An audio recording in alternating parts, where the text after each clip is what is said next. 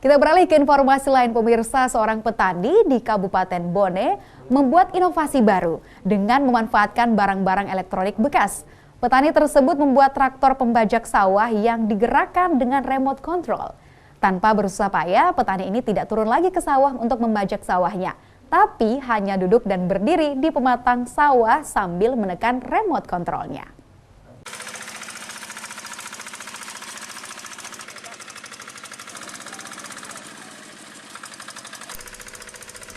Udin, warga Dusun Cinong, Desa Mappesangka, Kecamatan Ponre, Kabupaten Bone, mampu menciptakan traktor pembajak sawah yang digerakkan dengan remote control.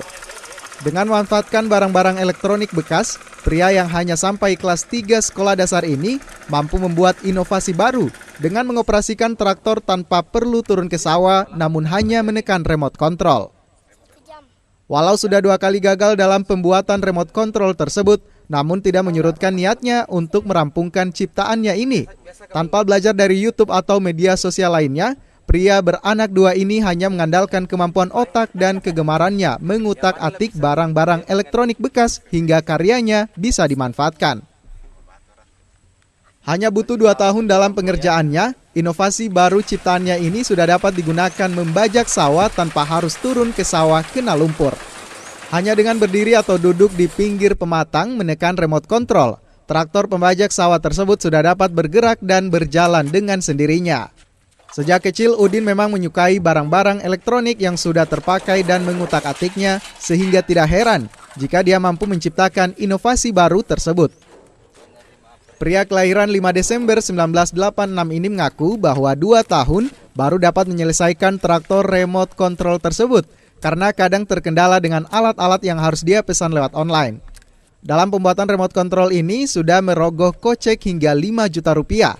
Dengan kekuatan baterai 6000 mAh, remote control tersebut mampu bertahan hingga 2 hari dan jarak jangkauannya hingga 500 meter. Namun remote control ini belum mampu menghidupkan dan mematikan mesin traktor secara otomatis, sehingga harus dilakukan dengan cara manual.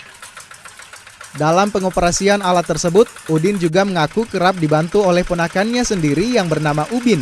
Dengan adanya inovasi baru buatannya ini, Udin berharap dapat memudahkan dan membantu para petani penggarap sawah tanpa harus turun ke sawah dan menguras banyak tenaga.